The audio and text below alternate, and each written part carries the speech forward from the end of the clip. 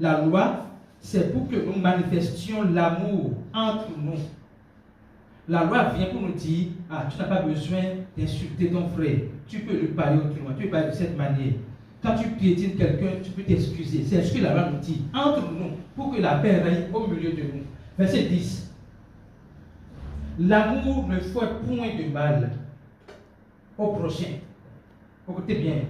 L'amour est donc l'accomplissement de la loi.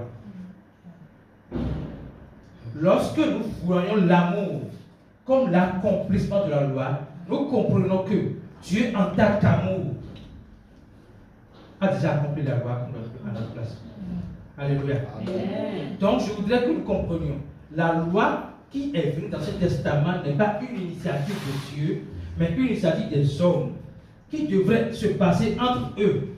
Mais les hommes ont travesti cette initiative qui est venue de Dieu, qui est venue d'eux-mêmes, pour dire nous allons avoir une relation avec Dieu. Ce n'est pas possible.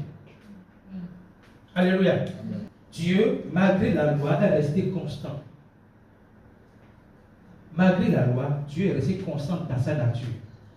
Jésus-Christ est le même hier, aujourd'hui et éternellement. Ça veut dire que quels que soient les mouvements qu'on a vus dans ce testament, Dieu, lui, il est resté constant dans son amour, dans sa grâce.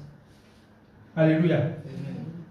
Lisons Jean 5, versets 37 et 39. Nous allons voir le témoignage des Écritures à propos de Christ. Et le Père qui m'a envoyé a rendu lui-même témoignage de moi. Vous n'avez jamais entendu sa voix. Vous n'avez point vu sa face. Ok? Verset suivant. Et sa parole ne demeure point en vous parce que vous ne croyez pas à celui qu'il a envoyé. Les gens ne croient pas à Jésus que Dieu a envoyé. Ok? Je voudrais que ça vous fasse savoir qu'il n'y a pas de différence entre Jésus et Dieu. Si on va bien formuler, les gens n'ont pas cru en Dieu qui s'est fait chair. Ok? Maintenant, dans quel but Dieu s'est fait chair? Toi, petit enfant, tu seras appelé prophète du Très-Haut.